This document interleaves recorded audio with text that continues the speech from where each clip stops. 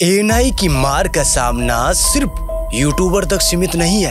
AI tool से लेकर news channel, news agency और ओटीटी प्लेटफॉर्म तक को सहना पड़ता है। एएनआई तो एक प्राइवेट न्यूज एजेंसी है, फिर सरकार की साथी क्यों बताई जाती है?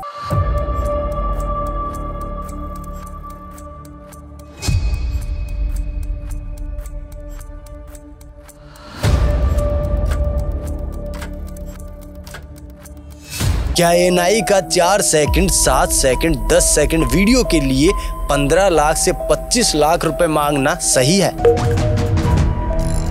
एएनआई और यूट्यूब क्रिएटर के बीच जब आपसी जंग हुई तो यूट्यूब क्या कर रहा था? उसने अपने पैर क्यों खींच लिए?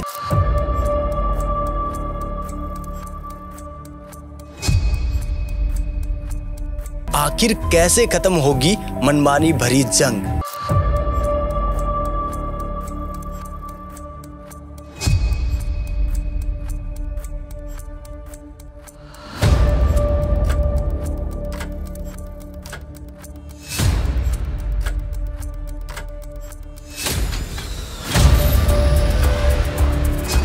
आज से करीबन 3 महीने पहले मैं एक डिजिटल न्यूज चैनल के अंदर काम करता था। मैं वहां पर एक न्यूज एंकर के तौर पर था। एक रोज मुझे पता चलता है कि उनके यूट्यूब चैनल पर 3 स्ट्राइक आ चुकी है और उनका चैनल बंद होने वाला है। वहां मुझे पता चला पैसों की मांग भी हुई, पर मैनेजमेंट ने पैसे नहीं दिए क्योंकि चैनल ज्यादा बड़ा नहीं था। तो बात यहीं खत्म हो गई कि भैया हम तो एक नया चैनल बना लेंगे।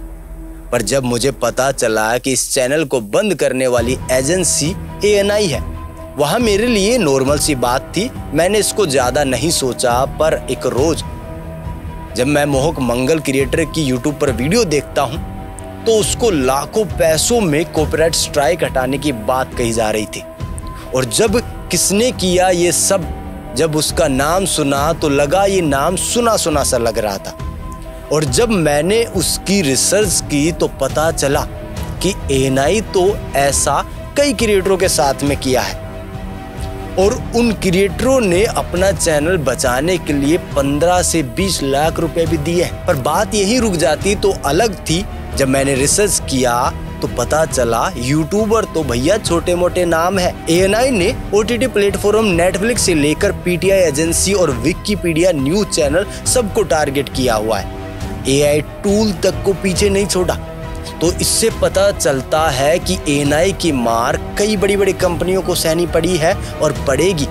पर ऐसा क्यों? इसको जानने से पहले एएनआई को जानते हैं। एएनआई एशियन न्यूज इंटरनेशनल एक भारतीय समाचार एजेंसी है जिसकी स्थापना 9 दिसंबर 1971 को प्रेम प्रकाश द्वारा की गई थी।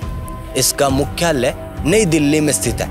देखिए, एएनआई के बारे में आपको सिंपल तरीके से समझाता हूँ। एएनआई क्या है? देखिए, एएनआई एक ऐसी एजेंसी है जो देश दुनिया से अपना कंटेंट कलेक्ट करती है। मतलब अलग अलग जगह से वो वीडियो बनवाते हैं, फिर अपने कंटेंट को शेयर करते हैं बड़े बड़े न्यूज चैनल के साथ में, बड़ी बड़ी कंपनियों के साथ में, जो डिजिटल कंपनी है उनके साथ में, एक मेंबरशिप के रूप में। जी हाँ, वो लाखों रुपए का पैकेज होता है महीने का, वो खरीदना पड़ता है, तब वो कंटेंट अपना शेयर करते हैं। तो मतलब ये एक तरीके की एजेंसी है जो अपना कंटेंट देश दुनिया से शेयर करती है। पर ये एजेंसी अभी फिलहाल चर्चाओं में इसलिए है क्योंकि कुछ जो क्रिएटर हैं, चाहे यूट्यूब वाले, अगर इसका नाम भी सुन ले तो घबराने लग जाते हैं क्योंकि उनके ऊपर एक्शन कुछ सेकंड, जी हाँ 4 सेकंड, 7 सेकंड, 10 सेकंड की वीडियो कंटेंट का जो इन्होंने इस्तेमाल किया है इन क्रिएटरों ने, उसके ऊपर 10 से 15 लाख या उससे ज़्यादा 40 लाख रुपए तक की मांग रखी गई है। इसलिए फिलहाल एएनआई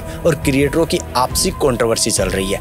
वहीं दूसरी ओर कुछ तो नाम आपके सामने आए होंगे, जैसे कि मैंने आपको मोहक मंगल का नाम बताया। उनसे तो 40 लाख रुपए की मांग की गई और उन्होंने फ्रंट के ऊपर आके कहा कि भैया ऐसा मेरे साथ में हो रहा है। पर वहीं दूसरी ओर एक रजत पवार है जिनके ऊपर 15 लाख रुपए की मांग रखी गई है कि भैया 15 लाख दे दो, आपके ऊपर से स्ट्राइक हटा देंगे।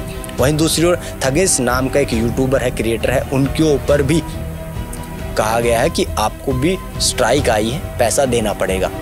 ये तो सिर्फ नाम है जो आपके सामने है। ये लिस्ट 3 लोगों की या और भी लोग मिल जाएंगे, और भी क्रिएटर मिल जाएंगे जिनके नाम आपके सामने है। ये तो है फ्रंट पेज। पर जो बच गया इस फ्रंट पेज के पीछे का हिस्सा जो बैकग्राउंड में है वो आपके सामने नहीं आएगा, और वो ना आ चुका है।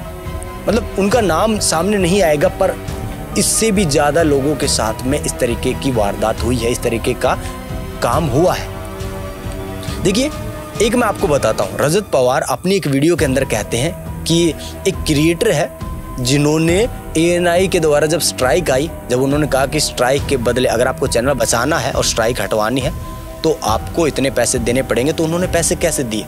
अपने जितने भी सब्सक्राइबर हैं उनसे पैसे लिए और फिर उनको पैसे दे दिए। अब चलो, ये तो थी क्रिएटरों की बात। आपको पता है ये बात सिर्फ क्रिएटरों तक सीमित नहीं है। क्रिएटर एक छोटा सा नाम है, मतलब यूट्यूबर सिर्फ छोटा सा नाम है।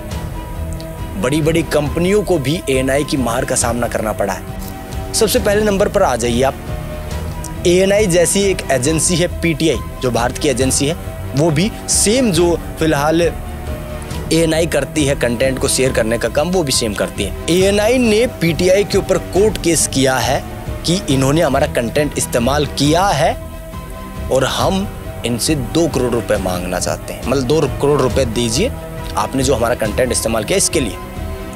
वहीं अगले नेक्स्ट नंबर के ऊपर अगर मैं बात करूं तो भैया, एक आप इंटरटेनमेंट का OTT प्लेटफॉर्म है जिसको आप लगातार बार बार विजिट करते होंगे, नेटफ्लिक्स। जी हाँ, नेटफ्लिक्स के ऊपर भी ANI ने कोर्ट केस कर रखा है। जी हाँ, एक वेब सीरीज है द कांदार हाईजैक।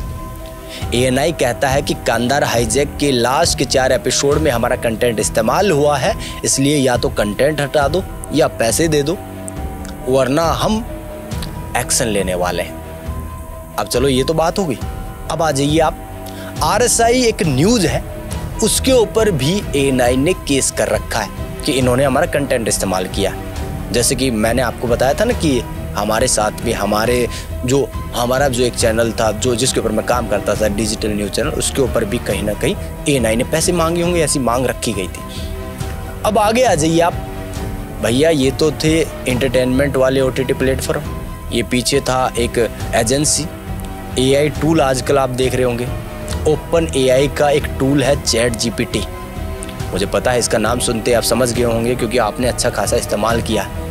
इस AI टूल के ऊपर भी एजेंसी ने कहा है कि ये हमारा कंटेंट इस्तेमाल करते हैं और उसके ऊपर भी कोर्ट केस किया है। तो आप देख रहे हो ANI कितने बड़े बड़े, चाहे कंपनी हो, क्रिएटर हो, सबके ऊपर केस कर चुका है। पर क्या ANI सही कर रहा है? देखिए, जब आप किसी का कंटेंट चोरी करते हो तो चोरी करना गलत है। वहां पर ANI या कोई भी एजेंसी हो, या मैं हूं या आप हो, आप केस करोगे और आपके पास में ये लीगल अधिकार है कि आप कर सकते हो ऐसा। पर अगर फेयर यूज के हिसाब से कोई कंटेंट इस्तेमाल करता है, चाहे कमेंट्री के अंदर हो, रिपोर्टर के तौर के ऊपर हो, या आप फिलहाल अगर मैं बात करूँ एजुकेशन पर्पज़ के हिसाब से हो, अगर आप कंटेंट इस्तेमाल करते हो तो यहाँ पर फेयर यूज़ के अंदर अगर आपके ऊपर कुछ सेकंड के लिए लाखों रुपए मांगे जाते हैं तो ये तो सही नहीं है। के लिए बता दूं कि द कारवा द केन द्वारा की गई लंबी चौड़ी जांच में ANI को दशकों से भारत सरकार के साथ निकटता से जुड़ा हुआ बताया गया, जिसमें चाहे कांग्रेस पार्टी का शासन शामिल हो, लेकिन विशेष रूप से भारतीय जनता पार्टी BJP के 2014 के चुनाव के बाद 2019 में द कारवा ने बताया कि ANI का राज्य के लिए जबरदस्त प्रचार करने का एक परेशान करने वाला इतिहास है। इसके बारे में आपको जानकारी वैसे तो विकिपीडिया, द रिपोर्ट कलेक्टिव और द कारवा मैगजीन में आपको पता चल जाएगा।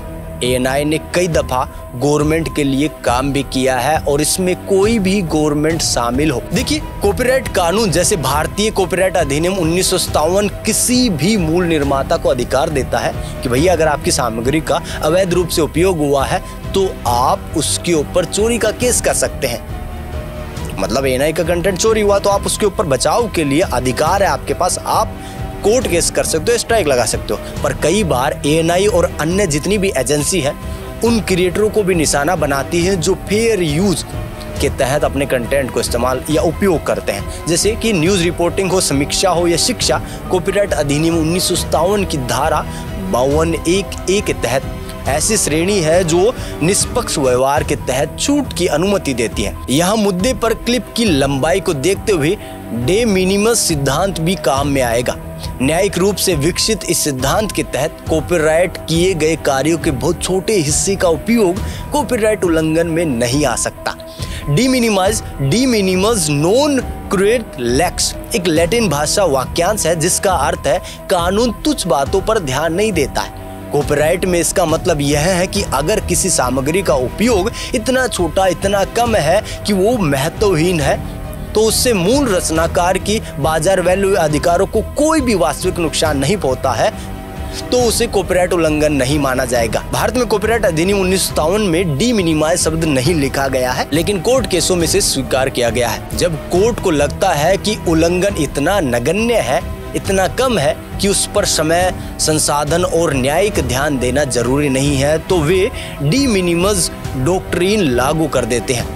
कॉपीराइट अधिनियम 1957 की व्याख्या में हालांकि इसमें डी मिनिमस शब्द नहीं लिखा है, लेकिन यह सेक्शन 52 में फेयर डीलिंग, फेयर यूज के संदर्भ में उपयोग किया जाता है। सेक्शन 52(1)(a) जो कहता है कि न्याय संगत प्रयोग मतलब फेयर डीलिंग आलोचना, समीक्षा, रिपोर्टिंग आदि के लिए मान्य है।